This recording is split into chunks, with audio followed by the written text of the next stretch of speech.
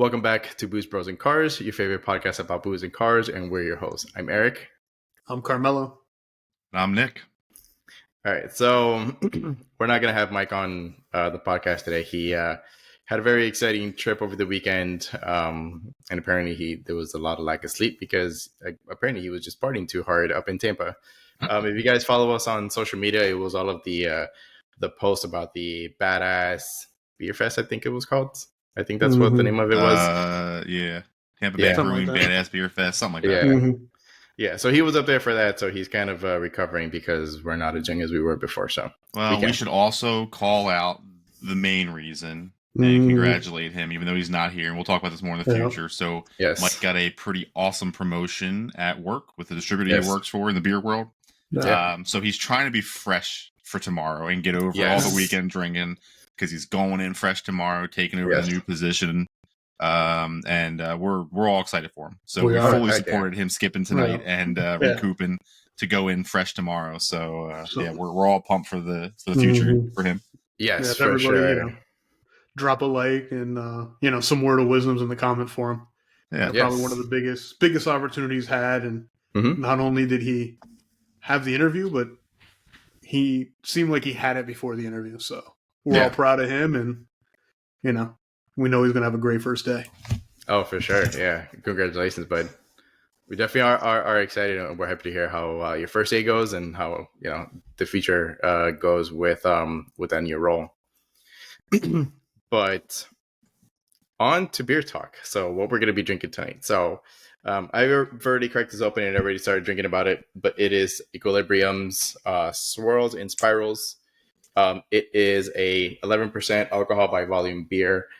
It is a imperial style with cinnamon toast cereal, maple syrup, pecans, cinnamon, Madagascar vanilla, and lactose. It is very delicious, but I'll talk more about that later on tonight. And if I finish that one up and I've got a beer to crack open, it is a Boulevard Brewing Company. It's actually a bourbon barrel aged quad. Really excited to drink that because first off, I love bourbon barrel aged stuff. Second off, I love quads. So it's a great combo. So it is a 12.2% alcohol by volume beer. Really excited to drink this one because Boulevard has really good stuff, and you can't go wrong with bourbon barrel aged, or you can't go wrong with the quad. If you like quads that much, I'm going to give you a call next time I need a massage. Call me. Text me. Oh boy. Carmelo, what do you got? Screw it. I'm going to be trying Smooge. Oh, it's a strawberry banana smooge. It's a smoothie seltzer. Something a little different. We recorded the motorsports just before this and have something pretty good. So I'm going to take it easy. Got to work early in the morning. Out of Ann Arbor, Michigan. Strawberry banana. I haven't had this before, but I've had some of the other stuff and it's good. So I just want to thank Nick for being an adult and not changing the ending of that drink. So anyway, Nick, what do you got? I mean, all I gotta do is put a P and an L in there, but I'll never get over that name. So first up is this beautiful golden concoction. This is from Magnanimous Brewing out of Tampa. I forgot I had some of these stashed in the back of the fridge from the last trip. Me and the wife went up there. This one is called the Most Precious Gold, hence the color. It's a double dry hopped hazy pale ale. They used Pacific Sunrise and HBC 1019 hops. Nice cool can, kind of your typical Florida sunset. But these guys again are out of Tampa. Carmelo's having a hell of a time over there. We're all children here. Look at them. We've got no excuses. We're just all children. It's a thick smooch.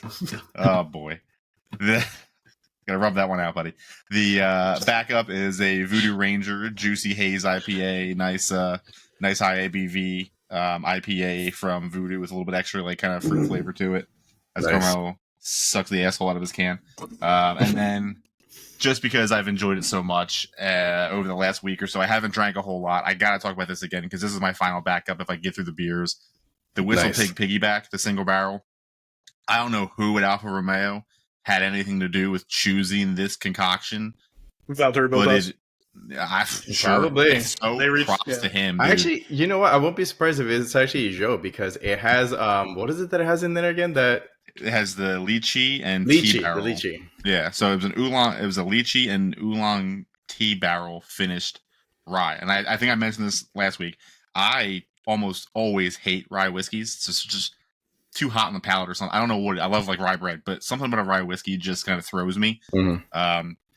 However, this was finished in the barrels, just took the edge off, and that lychee flavor, as much as it's kind of that Asian sweet flavor, it's weird. It's not a sweet taste, but if you've ever had lychee, you can just kind of imagine that sweetness, but the flavor's there, and it just mellows it out. It's wild. So I just, again, whoever at Alfa Romeo F1 team was involved in choosing this particular blend did a phenomenal job, and so shout out to them. Nice. All right, so on to car talk.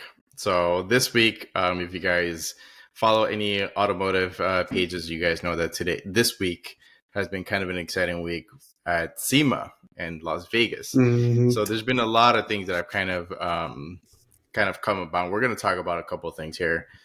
First off is actually going to be the Toyota X-Runner concept, which is really, really dope ass truck. Carmelo, do you have anything about that, and do you want to pull that up? Yeah.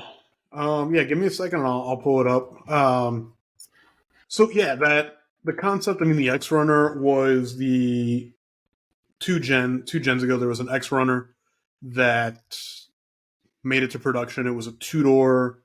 What do they call them, like street truck? Mm-hmm. And I'll go ahead and share it. It was. But they're doing this off of, because the X-Runner before was a Tacoma, but this is now a Tundra, right? No, this is also a Tacoma. Here, yeah, it is. I'll pull it up. Oh, okay. So it's basically the successor of, I believe it was a 3rd-gen Taco.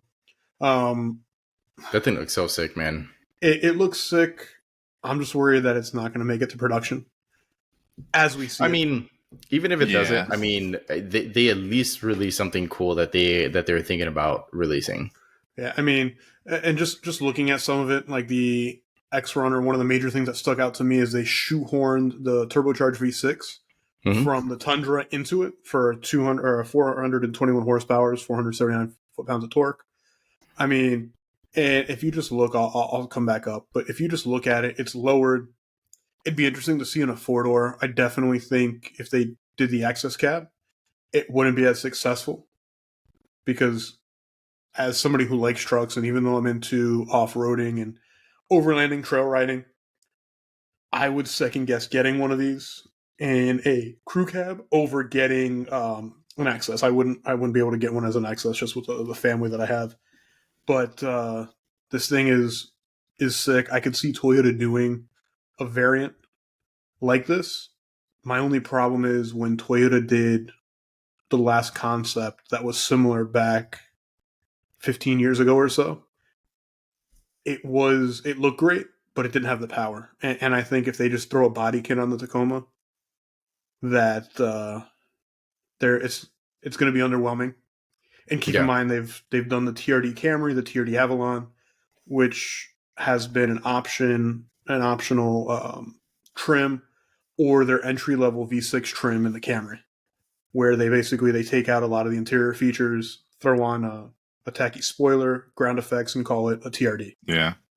So personally, what I see with this, if this comes to market, I foresee this being something like what Ford and Chevy do with the Black Widow, or like all the companies that work with like Shelby for upfitting, Tuscany for upfitting, the Rocky Ridge guys, and Fox Suspension upfits. Yeah.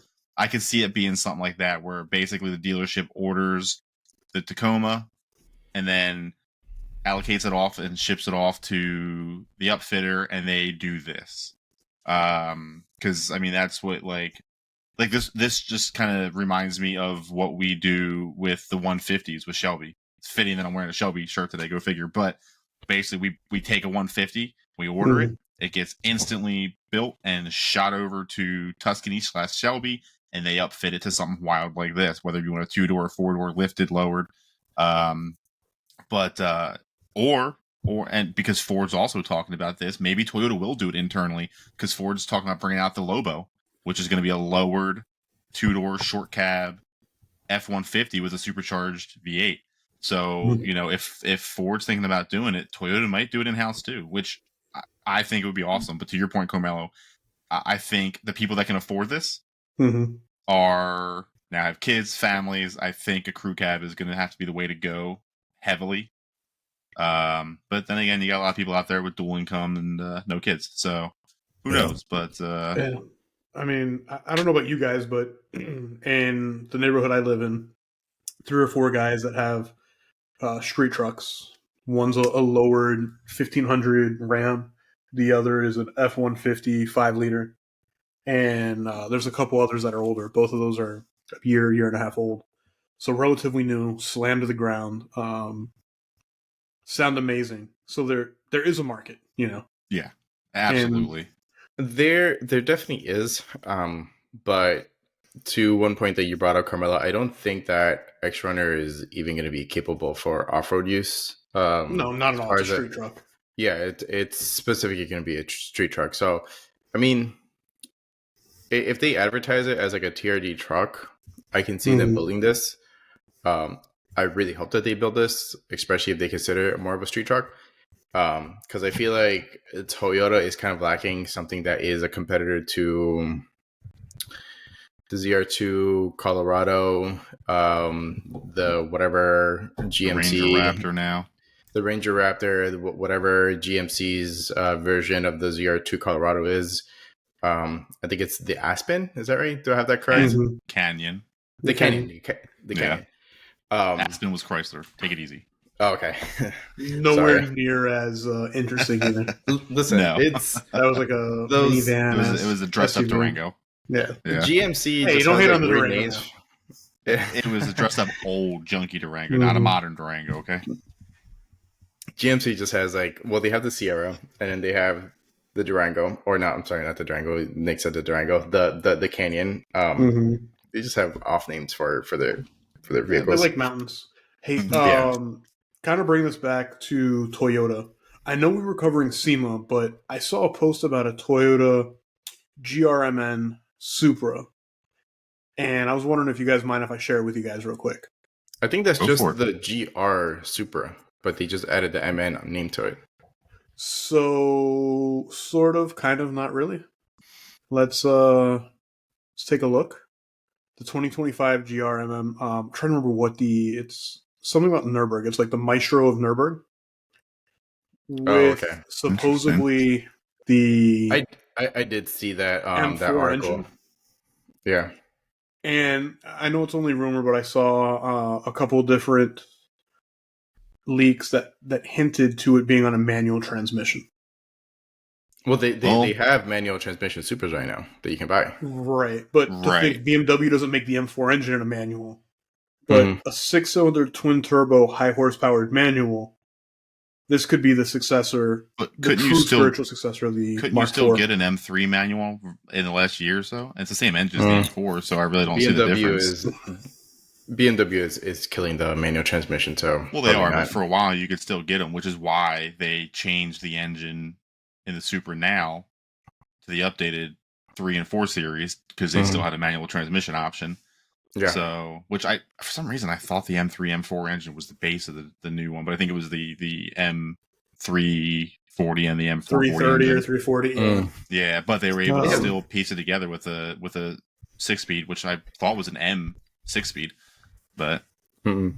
You know what, the only one that I could really think of that might have a manual transmission might be the M2. I could be wrong on that. I don't know. This is a couple years ago when I remember them having them. So at this point, who the hell knows? I think when they did the facelift and they got the kidney bean grills is when they dropped ugly ass grills. Yeah, when they dropped the manual transmission. At least in the M3. But anyway, I don't know. I saw it. Yeah. And I thought it was really cool. Something completely different as far as, true power. And, BMW, all their engines are modifiable. So when you really look at it, it's, something that could truly be amazing. Yeah, so a little Google confirmed M4 is still available in 2024 with a 6-speed manual as a base transmission. Ooh. Oh, okay. So they could just drop it, and the M4 has a ton of aftermarket support. Yeah. In relation to its market size. But when you think about it, I don't know, the more I see the Supras on the road, the more I like them. I wasn't initially a fan, but seeing them and seeing how small they are, almost like WEC IMSA car sizes, as far as like the LMP cars that look bigger in real life, and then, or they look big in photos, and you see them, they're small. Yeah, their proportions are great in person, and I've driven a couple of in the 3.0. One of them had a modified exhaust, and my God, did it sound amazing. That straight 6 turbo sounds so good with the right exhaust on it. Yeah. Well, I've actually started to like them even before they announced that they were going to bring back the manual transmission on the Supra. I actually wouldn't mind getting an automatic, but now that they have a manual, I'd probably end up scooping up a manual if I actually wanted to pursue one. I've poked around at used ones, and they're still through the roof. So the manual one? Even the automatic. So it's going to take some time for them to come down. There's a red one on my way home that I see for sale every day. Drive by it, it's been there a month. Listen, I feel like that would be... I'm not going to say it. I'm just going to keep quiet. Somebody's going to flame me for that one. Anyways, so aside from the Toyota X-Runner, so there's a couple of other interesting things that we wanted to bring up that was at SEMA. So one of them, and I was actually pretty excited to see this because it's a car that its story originated in Southwest Florida. So as many of you guys know, we got hit by a pretty bad hurricane a little over a year ago.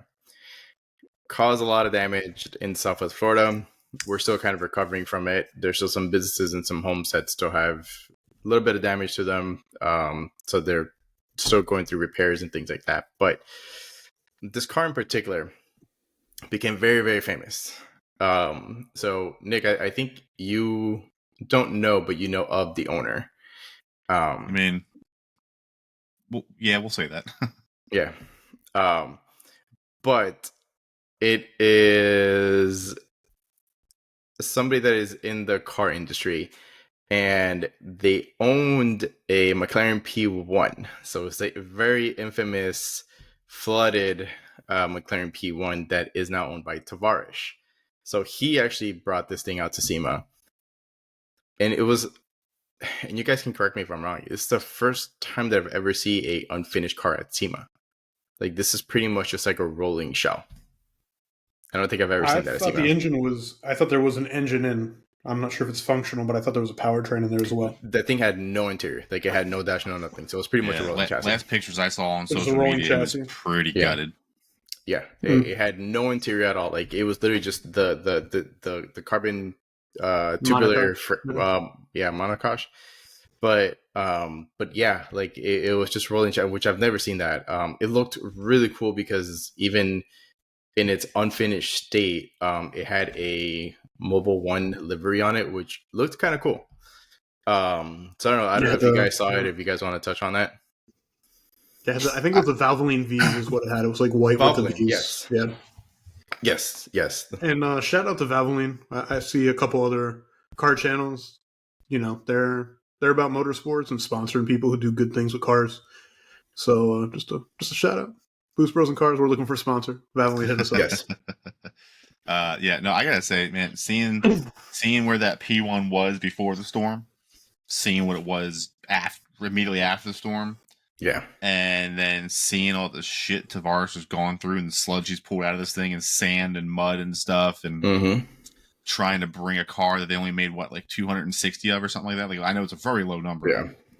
Seeing him try to revive something like that was kind of near and dear to the car community's heart down here is just awesome. But to Eric's point, it's a local industry professional here who owned the car. He is a huge car guy. He's had his P1. He's had the Aventador SVJ. He's always rocking an AMG G-Wagon. And for anybody wondering what somebody like that replaces their P1 with, for him it was a Bugatti. So yeah, Chiron, I think, right? Yeah, he replaced the P1 with that. He also lost a pretty new Rolls Royce, which he's since replaced.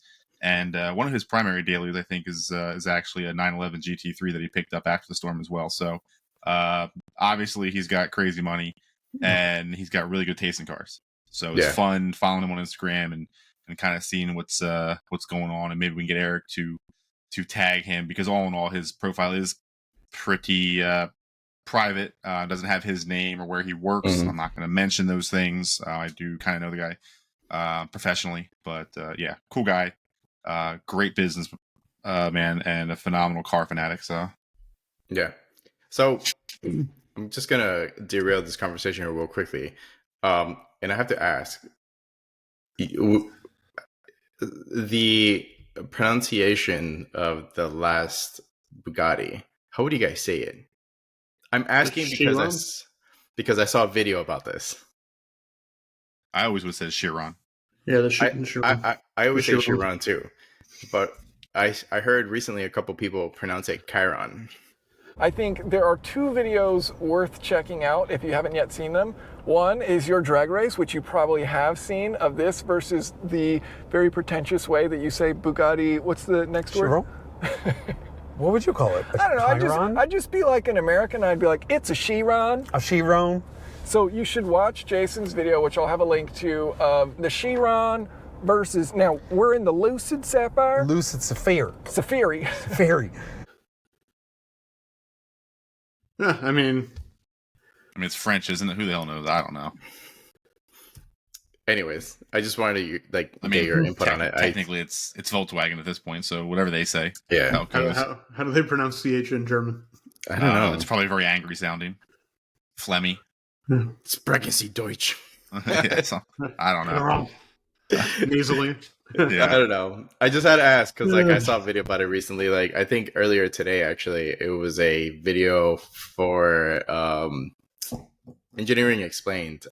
He was driving a Lucid Sapphire. I was huge into that car because it's new EV brand that they're doing amazing things. Shout out to Lucid and I forgot. Is this because you bought their stock? Is that Peter why you're talking Rawlings. about this? No, it's not. No, it's not for that. Peter Rawlings. Peter Rawlings, shout out to you because you built an amazing brand, and the thing is breaking some freaking barriers, which is awesome. But anyways, he had the guy from Engineering Explained. He had a guest in the car, and he pronounced it Chiron, and I'm like, what? So kind of prompted. Did Jason correct him? Because Jason is normally very meticulous and on it. He made a joke about it, and he's like, "Well, I'm from America, so I'm just going to pronounce it Chiron." Okay, well, good enough. I mean, because when it comes to his show is literally labeled Engineering Explained. He explains it. So if that's what he's going with, funny. There's so many different ways you can pronounce half these things. Like everybody says, it's supposed to be Porsche. I'll never say that. It's Porsche. I don't care. I own a poor man Porsche. It doesn't run. If I had a 911 GT2 RS, it'd still be a Porsche. It'd still be a Porsche.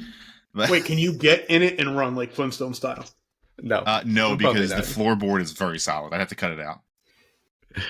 Oh, that's great. Yeah. Anyways, we love giving you shit about that.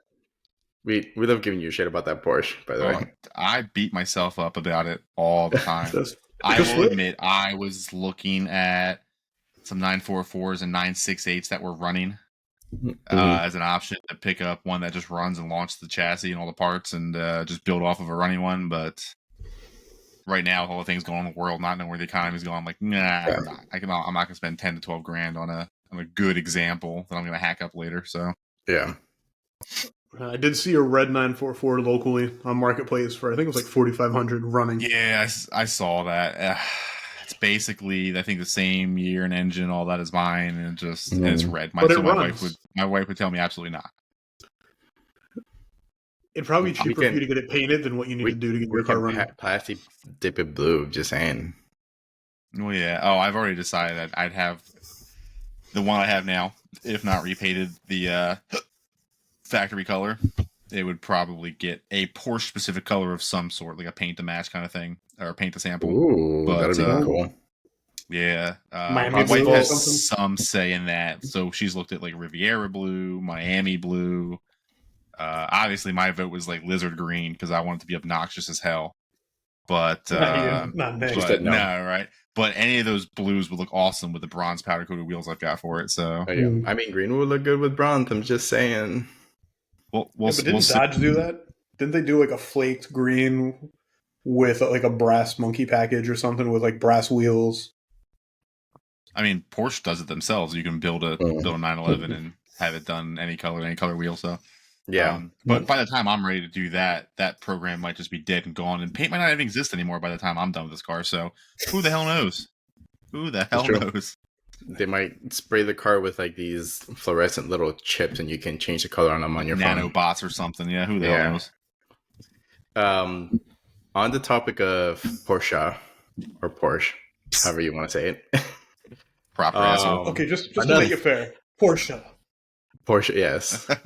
So there was a very interesting Porsche at SEMA as well, which I think I sent that video to you guys, and I don't know if you guys saw it, but it was that full carbon Kevlar one with a K series swap, and guess what? It's still on their registry. So that's the one cool thing with Porsche, dude. So right here, man. I'm in a couple Porsche groups. One is called Porsche Swapped. And the new thing now in 911s and Boxers and 718s is K-Series swaps. Because they're lighter than the factory Boxer, and with boost, they can put out over 600 horsepower reliably without a built bottom end. So it is a very common swap right now. And because of its small package, you can easily fit it with a transaxle setup in the back of one of those things. So it's become a really, really popular thing actually right now in 911 swaps. The most popular still is something LS based. Yeah. But the K swap is really making a big name for itself in the Porsche world, which just sounds so crazy. Could you imagine seeing a nice old school 911 pull up, drive away, and sound like a lawnmower? It pains me a little bit to think about. Like, as much as I understand the K series is a powerful engine. I don't know. It's a great. I mean, Honda. I love the idea of the LS, and I know I'm just so determined to still keep a German-based engine in the car with my 07K Street 5. But we joked about telling you to do K series it. I think Eric and I were giving you. You did like last week because you guys give me a hard time every week about this thing. Listen, K-Series motors, because I know like their history and their backgrounds, if you came to us next week and you're like, I'm going to drop a K-Series in it, I'd be all for it, man. I just can't. Those motors. When I had the Miata, the second Miata, the K-Swap was the future for that car after everything else was done. That was the power adder, not a turbo, a K-Swap.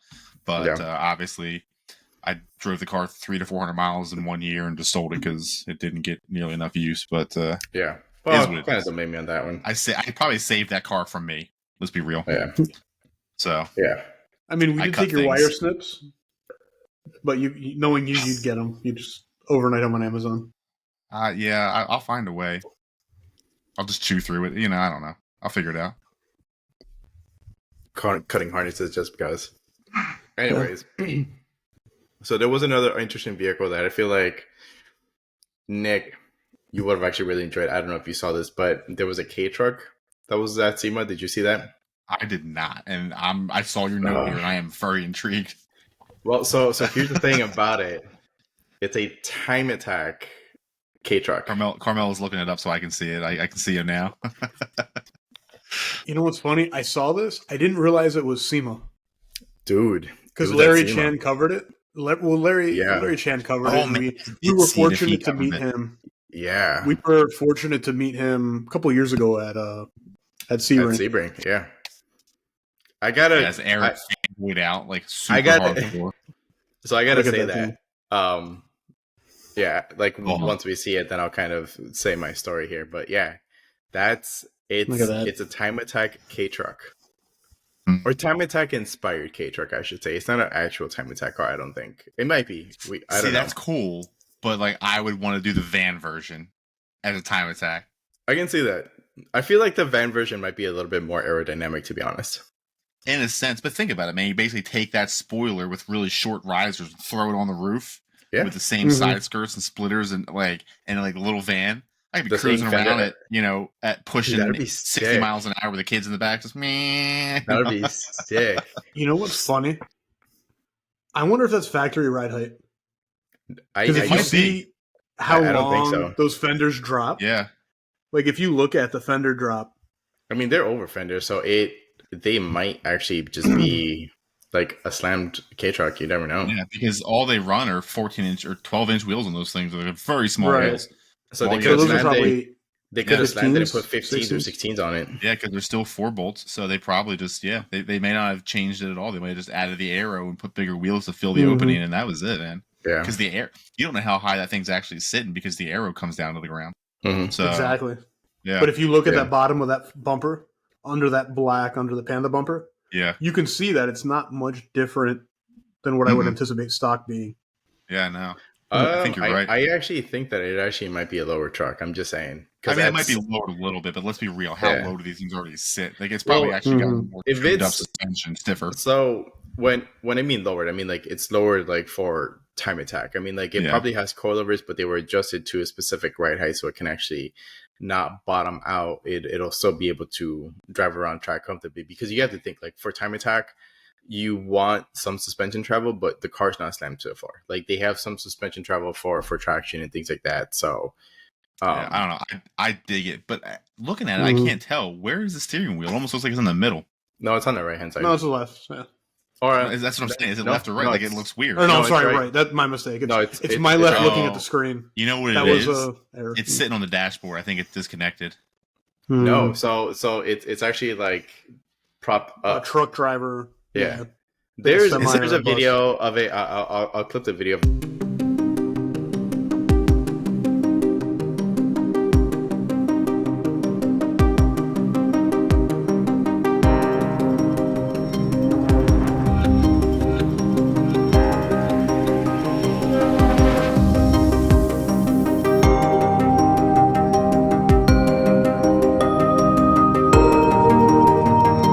But yeah, you guys, it's sick. Let me see. There's some more photos as I scroll down. No, Oh, there might look at be. that rear end. It might be. Oh, okay, actually, there might be. That diffuser. Look Yeah. at that.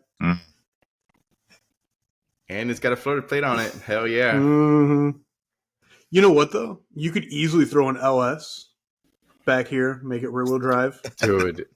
If you do, it's just gonna Oh, it's twist on that work chassis. Meisters. Look Yeah. at that. Yeah, It it has all honestly, carbon bodywork too. Look Yeah. at that shit. hmm it might twist the chassis. So I feel like an LS would not do that car very That's a well. lot of torque for something that small. Hey, look Okay. at that! Did you guys see the Hey, tag? That's awesome. nice. That is. Oh man. Yeah, so it is Sure it is. Riverside I Drive. wish there was a county on that thing. So it is. Yeah. Yeah. Here, let's see. Let's see. There's some photos. Let's check it out. All right, the front, the back. There we go. Yeah, look It's at a manual. that dash, man. Yep, All Full carbon. carbon. That's just awesome. that's dope, man. Oh, look at that. Okay. Hey, I see you, what you you see mean. how it is? Like it's just like proper. Yeah. Like it's definitely not your ideal steering wheel setup. Yeah. no. For track purposes. But I mean, that thing is still dope, man. I would rock that. Sick. I would rock the hell out of that. Look at even the bed's carbon. I just Yeah. assumed the bed was metal. So I feel like the only it thing might be, but it remaining. might be skins. Like I feel like the only thing carbon remaining skins. at this point is factory chassis and the cab. Everything else Mhm. is just Yeah. all done up. No.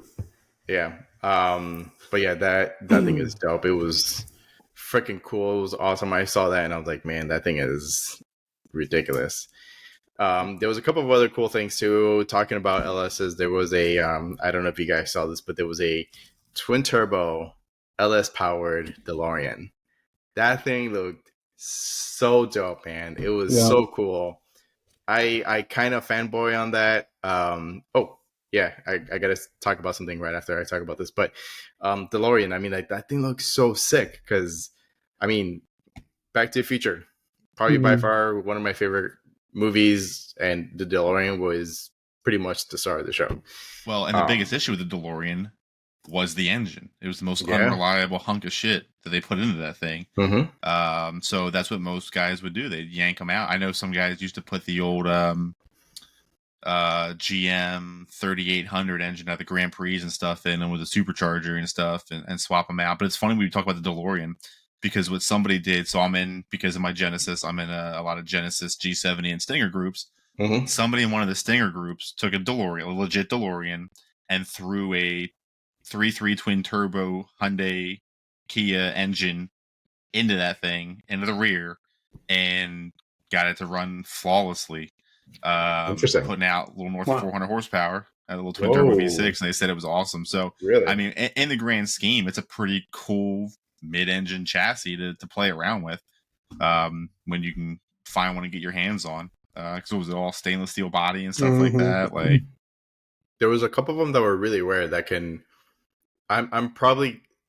I think I have the information on this correct, but apparently you can buy one through Amex when they had those cars released, where they were all gold, including the wheels. I've heard of something like that. Like it was a special members only kind of thing. Yes. Yeah. And apparently there's only a handful of very, very limited production run of those because because not too many people bought them. Yeah. There it is, 1980 for $85,000, a 24 gold plated DeLorean. Yeah, and I think it was through Amex, right? Is that Yeah. It was, did it have that correct? Amex. Okay. Dude, imagine that. Imagine paying $85,000 in the 80s for one of the most unreliable cars ever built. But here's the crazy thing about it. Yeah, it's dipped in gold. Yeah, okay. But as unreliable as that thing is, it for the person that did buy it and preserved it, that car would be worth a hefty penny right now. It'll be worth more than $85,000. Oh, I'm sure. That's like something as crazy as this sounds, like worthy of like DuPont registry or something, just because of its rareness. Oh yeah. So I was going to talk about this before I brought up the DeLorean, but I'm going to talk about Larry Chen real quickly. So, and how we kind of ran into him. And I find it funny how we ran into him Sebring of 2019. And it was when WEC was here and he was shooting for Jackie Chan Cafe. But the funny thing is that you have, at the time was when they were doing their the pit walk where the drivers would be doing autographs, and we're just there strolling along, and I look over and I'm like, that's freaking Larry Chen. I'm here fanboying over a photographer, and you have world-known racing drivers sitting right next to him, and I'm like, oh my god, that's Larry Chen. Yeah, because that was the same year Juan Pablo Montoya was there, and I was like, oh shit, there's Juan Pablo, and you're like, oh cool, whatever, and then you see a photographer. And Larry Chen, he's awesome, but like it proves your point. You know, like he's phenomenal. Yeah. But well, I mean, you guys know me, and the viewers and listeners may not know this, but I'm huge into photography. Like I have a DSLR, like, and I do some photography here and there. Mostly automotive stuff. I shoot a ton of pictures at Sebring, and I'll randomly, just sporadically, just kind of post them up. I'll post them up on our social sometime this week, but. Because of that, I mean, Larry Chen is awesome. Like he started off Street Hunter. Wait, not Street Hunter. It was Speed Hunter. Speed Hunter. He started off Speed Hunter, kind of parted ways with them. Did Hoonigan. Now he's photographer for Hoonigan. He runs some channels. He has his own channel as well. Formula D for the longest time. He was one of their main photographers. Well, he still is one of the great photographers for Formula D. But yeah, the dude's awesome, and I'm here like fanboying, and I'm like, oh my god, like, can I get a picture with you? And blah blah blah blah blah. And he's like, yeah, sure. And I was like, dude, like, I'm such a big fan and all this stuff. And he's like, okay, cool. And then like we shot, I think you, Carmela, like you took the pictures. And he's like, yeah, hold on. And then he runs to the back like of where the workshop is for the cars, and he comes back and he hands me two Hoonigan stickers, which one of them I put them on my helmet, and the second one I have it just kind of saved, but. Dude, it was super awesome. Larry Chen, if you ever hear this, shout out to Hoonigan. Yeah, shout out to Hoonigan. Yeah. Shout out to Larry Chen. I was fanboying like crazy. Definitely would love to. What you all are hearing is that Eric is a fan of Asian men with cameras. Yes. With really big zooms. With really big zooms, yeah. But mirrors option. So I want to follow up real quick on that. Mirrorless cameras, digital cameras. Come on, the cutter, guys. Come on. The Gold DeLorean, they made 4. only 2 were sold to that promotion. The other 2 were sold later. So there's only 4 in existence from what I can see. And God, 3 dude. of the 4 are in museums. So that fourth one's $1 million car. I mean, that's some rich guy that wants to pay. They said it was some rich guy, private collector in New York back in '81 that picked it up, and I don't know where it's at now. But yeah, so it looks like there's 4 in existence. So pretty cool. Something that I had heard about but never looked into before until right now. Yeah, I mean, dude, I'm saying like that one. If he sold it through like Barry Jackson or even a private registry, any of them, it bring a trailer. Yeah, Cars and Bids. Shout out to Doug DeMuro. Yeah, staying on there way too stuff much for a hefty freaking price tag. Anyways, there's a K truck on there right now. There's also a Factory 5 car that I've been monitoring. Yeah, they got that Daytona too, but there's Daytona also car, the V8 Vantage with the 6-speed that I've been watching kind of closer than I should be. And this is random, but because we just brought up, there is right now it's sitting about 15K with less than a day to go. A 77,000 mile 3000 GT VR4 looks clean, and I'm watching that way closer than I should. It's in Virginia, but it's Florida titled, one owner. Nice. But you can run a trailer. You got a hitch, right? You got a hitch on the back of your Explorer. I mean, technically, yeah. I mean, you could trailer it. I'd probably have to get the tow tune put in play. Or you know what? Fuck it, or screw it. Sorry, YouTube. Screw it. We'll wait. I'll take a couple days off and we'll go pick it up. We'll fly up and drive back. Go. Not saying I'm going to make a bad decision, but I'm not saying it's unlikely that I do. But the option is there. I'm still watching.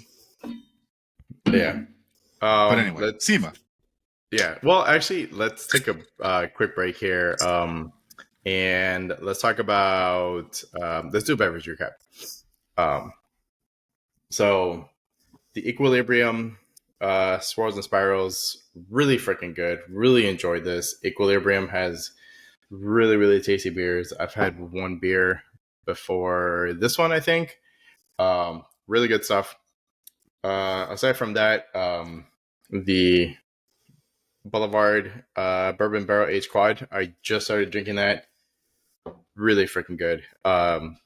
It's smooth. You can taste the booziness, but it is a very smooth beer. I am enjoying it.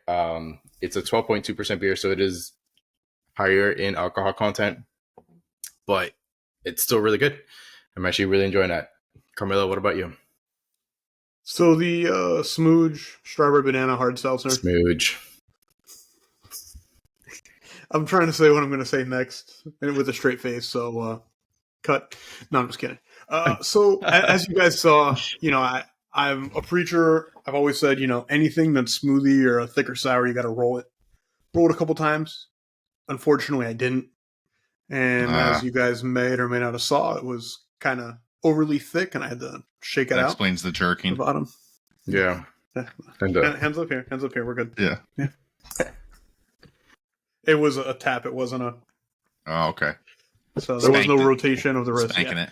But no, it was good. I'm not the biggest fan of not the biggest fan of seltzers, but this one, it was light, a little more bubbly, so it was good, something different. And I've had a couple other things from Smooge, and there's almost like a... I've got to ask, is that the actual name of the brewery is Smooge? Yeah, so that is the name. Yeah. That is their name, and they basically everything they do is smoothie based. Gotcha. So it's right up your alley. Yeah, but this is probably the thickest beer I've had in a long time, and it was okay. Thick. Mm-hmm. So Nick, how was it? I'm not looking at cars for sale. I promise. So we just saw your screen change. Yeah, well, I don't know what you're talking about. Cars and Bids is a really dangerous site. I'm just saying. The Magnanimous Most Precious Gold was phenomenal for being a north of 7% alcohol, double hopped IPA. Yes, it has that nice bitterness to it, but it's really mellow. It's really smooth. Goes down quite well. Any hints at caramel? No. So it's not a caramello. No. Yeah, no. I see what you did there. That's just you, buddy. And I just cracked open and had a really sloppy pour. It looks better now. But the Voodoo Ranger Juicy Haze IPA, again, another high-ish 7.5% ABV IPA with most of these juicies have just a little bit more like fruit-forward kind of flavor to them. It's a solid choice, and I haven't even poured one of my Whistle Pigs yet, but there's a good chance once this tiny little can's gone that I'll dip into that by the time this is over. And maybe place a bid or two on a certain website. I don't know. We'll see how that goes. But that's Nick, you're a bad influence. Now I'm looking on there. I've been on them since the last podcast, and I'm like, there's an terrible. M3, there's a 740. I get emails every morning for the ones ending in a day and the ones fresh, and I look at them every morning in my sales meetings. I'll admit, it's a problem. So yeah, stay away from that website. It's dangerous. Unless you're actually in the market for a car and can afford it, it is a very dangerous place and a rabbit hole to go down. So, yeah. Doug, whatever you're doing marketing wise, keep it up, man. Dude, it's not even his marketing. They're selective of the cars they put on there, and they accept awesome cars. That's really what it comes down to. Like, I started the process with my 99 Miata because it was super low mile and a very clean chassis, original car. And, I mean, I had to submit a shit ton of pictures, description, Carfax. Like, I was preparing a lot of things to submit before I found a somewhat local buyer to pick it up at almost full asking price. So it's a process, and a lot of people aren't willing to go through that process. So you have to have a lot of documentation, a lot of pictures, good pictures, descriptions of every modification, services that you've done. Like, they are really nitpicky about what they will put on their site and what they'll approve. So it makes for ultimately a really nice selection of cars. It's not like going to eBay where you don't know what the hell you're getting. And unlike Bring a Trailer charges the charges the seller a fee. Cars and Bids charges the buyer. So Cars and Bids is way more seller friendly. But thanks to Doug DeMuro's social media prowess and exposure, Cars and Bids just gets out there more now. So it's awesome to see. So again, shout out to him. Great site. Whether or not I buy anything from it ever, awesome site. Yeah. There's an AMG in Sarasota, guys. No reserve. Get off the site, Carmelo. COS 55. I'm going to call your wife. Get off the site. I'm texting your wife now. I'm going to text her. Oh, God. Oh, that's great. Anyways. How mad would she be? She'd be pissed at all of us for some reason, just because you did that. We'd all get in trouble. We would all get in trouble. I'm not you, Eric. She likes you for some reason. I was just going to say, I'm going to send her the link to this podcast, and she can see that I'm at zero fault for that, because I didn't even talk about cars a bit. I just mentioned them and give them a shout out, and that's it. But I got a couple like third gen M3s. What are they? The E36 M3s? They got a couple of those. There's some nice ones running the early 2000s right now. Yeah. Here's the thing. Late 90s. And even though Mike's not on this podcast right now, all four of us have two cars. Why the hell we're looking at any others, I have no idea. Because we're car guys and we want more cars. That's why. Listen, as soon as my vet is paid off, I'm probably going to notice. I didn't say I have three because the chassis doesn't count, but we have problems. We have some real problems. Shit, at one point I had three, and one of them was your old Miata. I had the Speed 3. I had the Speed 3. I had the BRZ. Yeah. No. I had the Speed 3. I had the BRZ, and I had the Miata, which I still have that picture, and I'm still proud of it because at one point I owned 3 cars. So proud moment for me.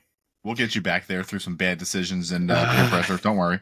I need to change my something personal stuff. We know, we get it. Just we'll leave it at that. I'm just gonna leave it at that for now, because a couple people know about this podcast, and if they watch it, then I don't want word to spread. Anyways, back to SEMA. Let's go back to the C. Back to SEMA. Back to the cars. Yeah. Nick. Jesus, Carmelo. Anyways, so I did want to bring something up, which was I had to give this dude a shout out. This dude, he's younger than us. He's been freaking killing it on YouTube, and he now owns a body kit company. So shout out to TJ Hunt and Street Hunter. He actually bought. Don't quote me on this. I have to do a little bit more research on this car, but I believe that's a 1-of-1 M4 spec that he bought, and he hacked it up and made. I should say hacked it up. He cut up the panels and turned it into this crazy wide body M4 GT3. Did you guys see that? No. It was like that. Can you pull it up? God. I tried to share my screen one time and it didn't exactly work very well. Let's see. Was that pre-Starlink? Yeah. Street Hunter M4 GT3. Oh, I think I found it. Is this it? It's like a green one. Let me see. I think I just found it. Okay, let me see if I can share my screen here. Oof. Oh my god. Share screen. I'm looking forward to see what picture you found. I just found one from the front corner angle and this one. Can you guys see my screen? Yeah.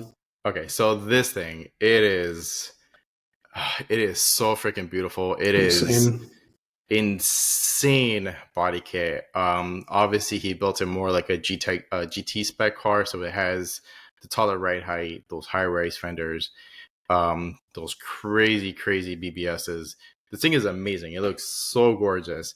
And I'm not seeing pictures of it right now. Have you seen the pictures of it in the bare carbon? I have not. No, I haven't seen those pictures yet. But it's cool because it has an air jack system. So he put an air jack system on it, and on the back there's like an area plug. So he pretty much hooks up like a compressor to it, and it shoots the car up.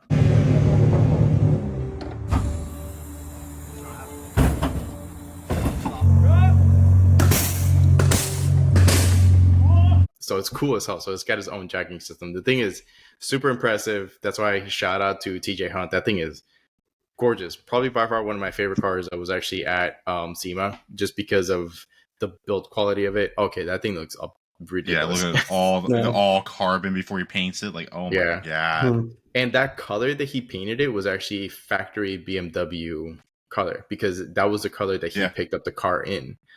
And it looks gorgeous. It was a beautiful freaking car. So shout out to you too. All the time. I will have a green car someday. One of my favorite colors. Yeah, same here. I'm Green's my surprised favorite you didn't color. get the Bronco in green. They got that green flake on the Bronco. It's my way. Yeah, if I could have gotten her the Atlas Blue Explorer ST, I wouldn't have gotten the ST. I would have ordered an Eruption Green Wild Track. Like, I already knew that in my head, because I love the green. Eruption kind of sounds like erection. There's that, and it's green. So that is the most random. Dude, it is literally the main joke whenever we talk about an Eruption Green Bronco or Mustang or anything in the dealership. We call them all Erection Green. It's just a running joke in there, because it's just such a close word. But and erections erupt. So there's that. Viewers viewers and listeners, as mentioned before, we are all done in here. So sorry, not sorry. Welcome to my sex talk about cars and TED Talk. And TED Talks are probably way more PG than when I go. So this is Nick's tip of the day. Yeah. Yes. Just the tip, though. Just the tip. Oh my god! For that. Eric, that's why you can't let me and Carmelo drink earlier in the day and get on this stuff. It gets problematic. Problematic or just really, really funny? I mean, either or. I don't know. Oh man. Anyways, so a couple of the last two cars that they kind of want to talk about here. I'm gonna give these guys another low blow, which is Ferrari. Which these two cars that were at SEMA pretty much gives the big middle finger to Ferrari, because fuck you guys, and let people modify Ferraris however they want to without being removed from the registry. But there was one green, Ferrari F40. The thing looked beautiful. It looked awesome. It had. I'll post a video of it actually.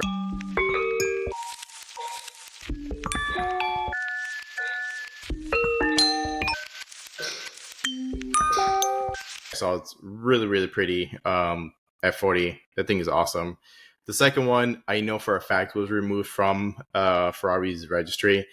Shmi actually did a review on this car, and I'll post that video right here as well. I guess this is one way to cause a topic of discussion in Maranello. This is Richard Rawlings' Gas Monkey Garage's Testa, based on the Ferrari Testarossa. Now, of course, there's no roof, open barchetta, but also working with Legacy EV. Gone is the flat 12. This is fully electric, 85 kilowatt hour battery, single electric motor, 300 or so horsepower. Plus, look at it, completely open, 3-seat central seating position flanked by your passengers. We've got this white Miami Vice style bodywork. That's definitely something Ferrari might not particularly like, but let me show you inside. Open the door of this thing and take a seat on board to give you a little view of what it looks like. Climb into the middle, take a seat, and welcome to the central seating position of Richard Rawlings' Testa. So, as you guys saw, it's a Testarossa that's actually just now called the Testa because it's no longer in Ferrari's registry. It was converted to an EV vehicle, and it is center drive. Really? And this is the Gas Monkey Garage, the white shop. It was the white one. Yeah. And it's almost like a throwback to, what is that, the SP2? I guess not a throwback, but Ferrari is currently making something that has a similar ideology minus the drivetrain, but the body. Yeah. I'm surprised. I'm sorry, go ahead. I'm just surprised that Ferrari would be this butthurt about a car petty as fuck, because that's exactly what they're being. They're being fucking petty and just removing cars from their registry. The problem, I think the problem that they're having is that I believe it's powered by a Tesla engine. It might be.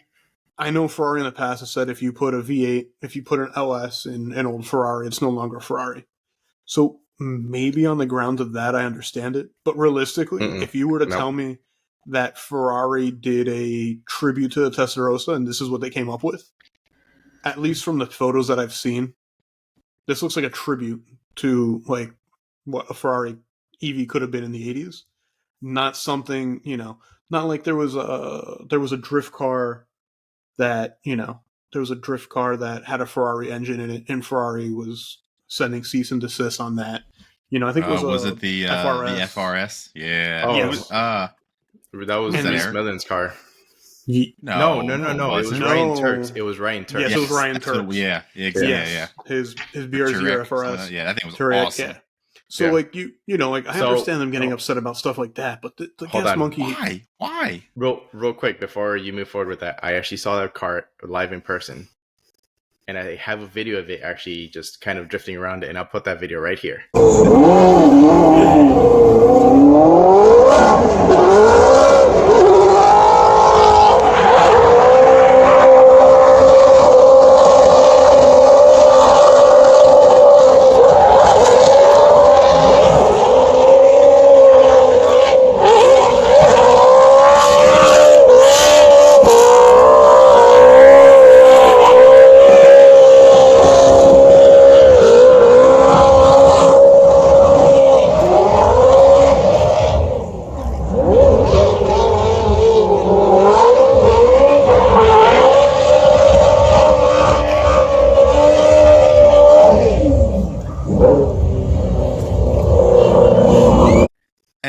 So here's my take on this, and I didn't think about this last week when we were talking about it, right? So Ferrari's like, oh, you've modified this, we're going to remove it from our registry. Do you think a single one of these people that have bought a Ferrari, knowing they're going to hack it to shit and change a bunch of shit, gives a shit if it's on the registry? No, they're building a car for them, not for Ferrari's approval or for Ferrari to like it. Like it's getting a little extra. Like they're excessively purist, and you know what? But so what? Somebody put an LS in something so that they don't have to pull the whole damn engine out of the car for minor change, right? To change filters. Come on. Yeah. To your point, Nick, that is exactly why I hate how Ferrari is actually handling all of these cars and being petty as shit and removing them from registries, and also these people sending don't care. people cease and desist. Because here's the thing. I even pointed out a Porsche that was at SEMA that has a freaking Honda motor. This is the craziest Porsche 356 I've ever seen. This is not paint. This is Kevlar. The entire body on this car, even the roof and the quarter, is Kevlar. But it gets even crazier. Look at the engine. That is a K-Series, a Honda motor out back. I don't know what possessed somebody to do this to this car, but I absolutely dig it.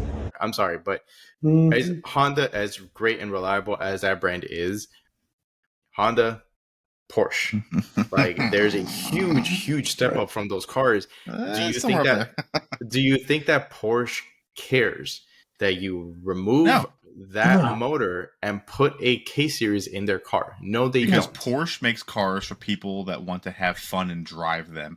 And if you can find a way to make it more fun, Porsche is like, hell yeah, brother. More power to you. Exactly. And a Hulk Hogan voice. Exactly. And brother. Yeah, exactly. Yeah, and I mentioned it last week as well, but there is that Lamborghini that has a 2JZ in it with a massive turbo, and you have dump tubes sticking out of the back. That thing is insane. Like, Lamborghini does not care. They're another brand that does not care. Lamborghini started. But here's the thing. I get that you're gonna have people that are purist. I mean, like, there's purist Porsche owners, there's purist Corvette owners, purist Ferrari owners. We get it. There is a niche of people that are purists and they want to keep cars as they are from factory. But you also have your other group of people that like us that want to piss them off. We don't care. We want to piss them off. Like shit. Like my car, like my Corvette is not a car for that. That is a purist built vehicle. My car is slammed on coilovers. It's the rear hatch is sticker bombed, not completely. Like the quarters are actually sticker bombed. And I plan on doing more shit that's actually going to piss off Corvette purists. I don't care. And Eric probably only owns a single pair of New Balances, just one. Like, I actually don't own any pairs. I don't own any pairs. There we go. It's an anomaly. Christmas is coming. Just, no. I think I know what I'm buying you for Christmas, buddy. If you guys get me New Balances, I'm buying the George. Swear to God. I'll buy the George Nick. Okay. Oh my God. Yeah, no, and I know where Carmelo is about to go. So Carmelo want to mention why Lamborghini came around. I mean, Lamborghini came around because Ferrari didn't want their cars modified. I think everybody knows it. Lamborghini was a tractor company, agriculture company, heavy equipment. I mean, if something's meant to be stock, things are designed to be stock, but for the average consumer. But there's people like us that, modify things, tinker with it. Sometimes we make cars better. I can think of some that I've made worse. I think we all can agree. Yeah. But look, your ST is probably a million times better than when you first got it. Oh yeah.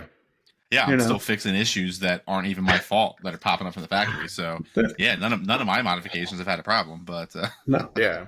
Look, my only message to Ferrari, if anybody from Ferrari is actually going to be seeing this, vehicles, cars themselves, when we modify them, when your consumers purchase these vehicles, when we modify them, they're an extension of us. So we want to modify them so it pretty much expresses who we are in a vehicular form, right? I mean, like our cars, like we modify them based off of things that we like and we enjoy. Well, and it literally fuels our love of vehicles and fuels the passion that drives us to buy these kind of cars in the first place. Everything can be bettered, can be made better, can be made faster, can be made to handle better, right? Nothing is perfect from the factory. I mean, arguably there might be a couple Koenigsegg's that you really can't do a whole lot to, or a couple of those hypercars out there.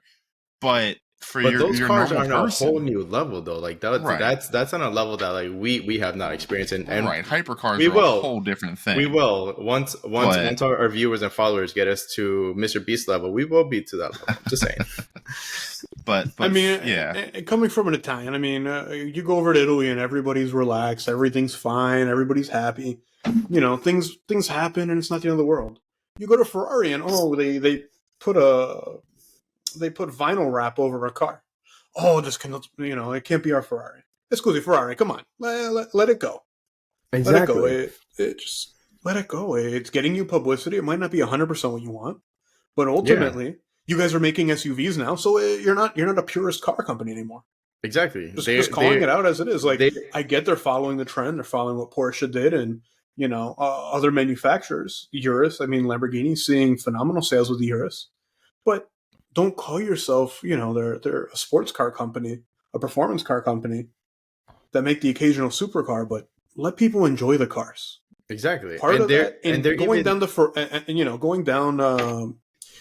going to Maranello and in the factory, Enzo liked tinkering. He liked working. He liked making things better. He modified cars. I mean, he started modifying Alphas. That's how Ferrari started. I don't know if I'm the one that noticed this, but Carmelo, you started going Ricky Ricardo there for a second, and I swear I could hear some Italian accent as you started talking faster in there. Yeah. Like you went full Ricky Ricardo there for a moment on Ferrari, which is glorious. I'm pretty sure Ricky Ricardo is Cuban, but he was Cuban, but like in that aspect, you get worked up, get heated, and you started getting into like one of those things. It's like I went through 2 years ago. I was in Maranello, going through the factory, and went to his house and saw the Alpha that he one of the Alphas that he had and worked on, and he modified to race. You guys get upset when people put the wrong wheels on your car. Yeah. How hypocritical is that? Don't be hypocritical. I mean, I'd be upset too if somebody put like RPFs on a Ferrari. That's just me. I don't know. Would you though, if they were center lock? I don't think they were center lock RPF ones. Are you center lock VET E37s? I just don't think RPFs are anything special. I don't know. You guys are. They're light. I mean, the thing is, they're light. I love both sets that I had. And affordable. They're no longer even affordable, so that's kind of going out the window. But I bought my 18s. I think they were $899 new. I had an 18x9 for the Speed 3, and my 16s were 16x8 or 16x9, and they were like $1,100 with tires. Yeah, granted, it was a decade ago, but they're not that price anymore. Great. Like I honestly looked into 18 RPF ones for the Genesis for track use because they're lightweight and they should clear my Brembos.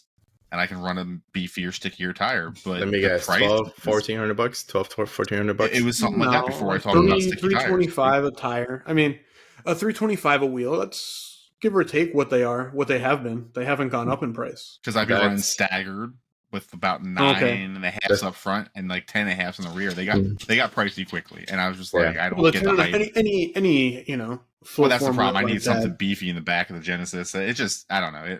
I'll get off that tangent. I could rip on those things forever. Yeah, but going back to Ferrari, just you guys, I think, especially when you guys work with Pininfarina, I'm sorry. When you guys work with them, you guys make some of the most beautiful looking cars inside and out. They sound amazing. Just let people do what they want with them. Obviously, if they hack it up and they make the car look like trash, like there's a Rat Roddy that's like.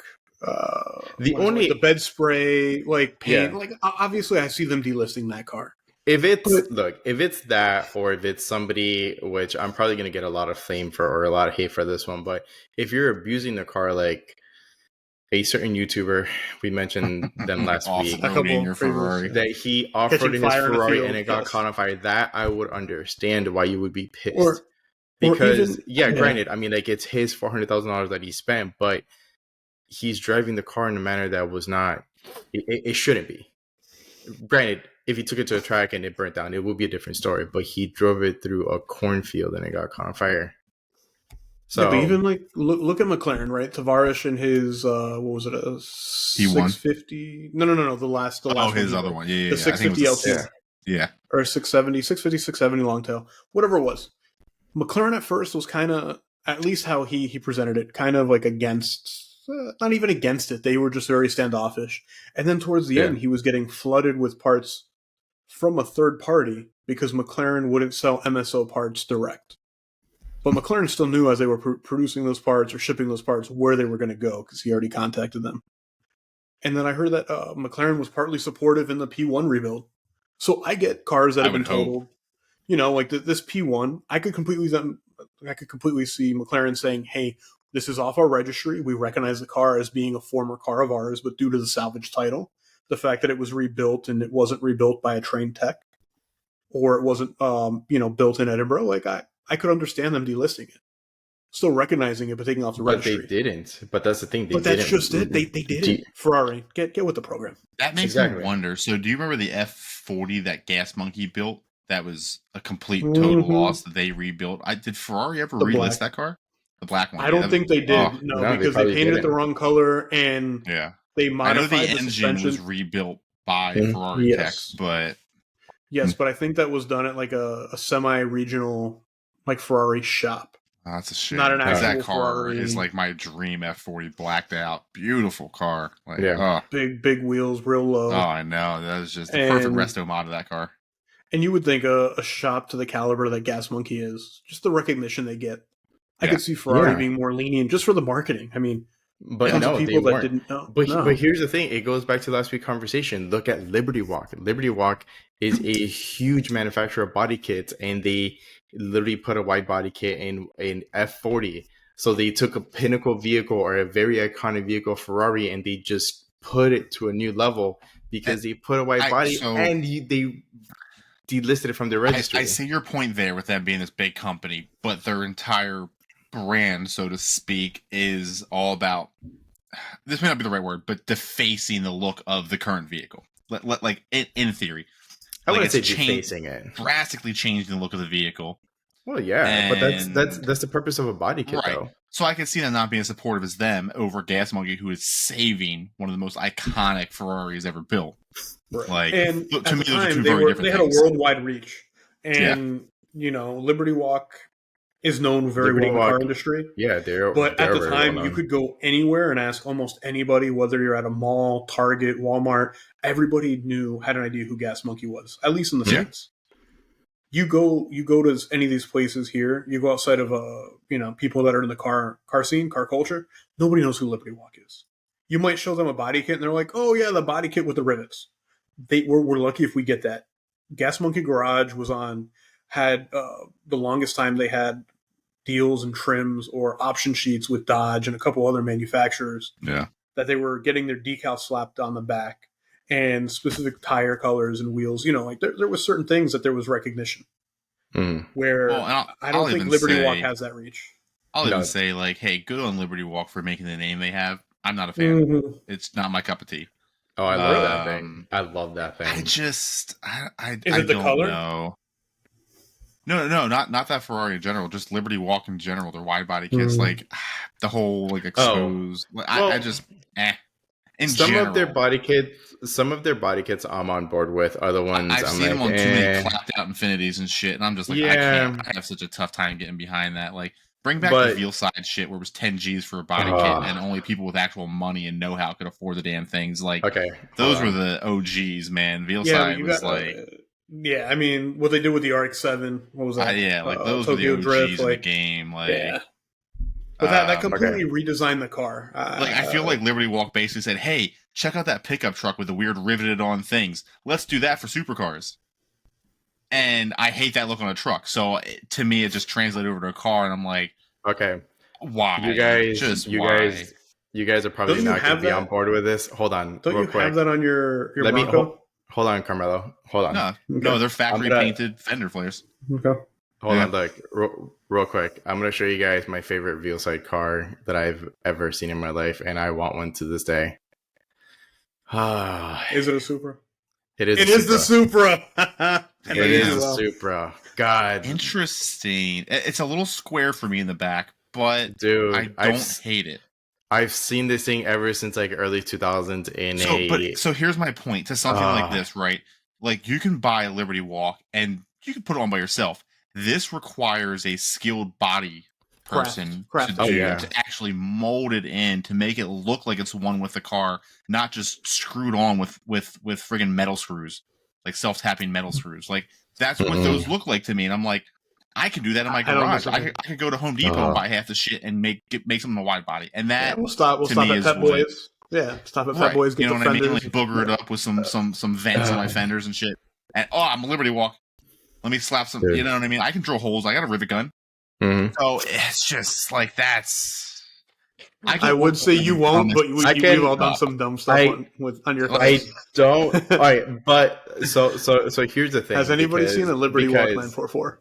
Because here's the thing. No, but Liberty Walk Racing has a wide body kit that I do like. I'm just saying. Hold on, Liberty Walk just doesn't have Liberty Walk because the over fenders that you're talking about are Rocket Bunny, and Rocket Bunny are all those clapped out. That's true. Liberty Walk is more high end, so Rocket Bunny does the kit you were looking at. I think for your BRZ at one point. Oh no, I would not. I glanced at that. I would never buy that kit for any one of my cars. You wanted the kit and you wanted a body mount spoiler on the back. Oh, I still want a big ass chassis. No, let me rephrase that. It's not a chassis mount. I don't disagree with that. It's not a chassis mount. It's a big ass like spoiler, like trunk spoiler. But anyway, big wang. It is a big wang. I like big wangs. Big black wang. Anyways. So you're gonna go carbon? Well, no, it would be a carbon. It would be a carbon deck lid. Yeah. But anyways, and on that note, that's all the time that we have here for today. Thank you guys for listening. Thank you guys for watching. We definitely had a lot of fun on tonight's tangents, talking about just a bunch of random stuff. Yes, bunch of shit. But yes, that's all the time that we have here for today. Remember to savor your brews and hit the road responsibly. Also, don't forget to hit the like button, comment, share, subscribe, all the good stuff. Help us grow the channel. As I mentioned earlier, we want to get to Mr. Beast, GT3 RS, Koenigsegg, Bugatti level. Help us get there. Yeah. Help the BBC grow. Yes, help the BBC grow. Spit on it. And on that note, if you like BBC, drop us a like and a sub. Yeah, we'll catch you guys. Hit those notifications. Later. Yes. Cheers. Cheers.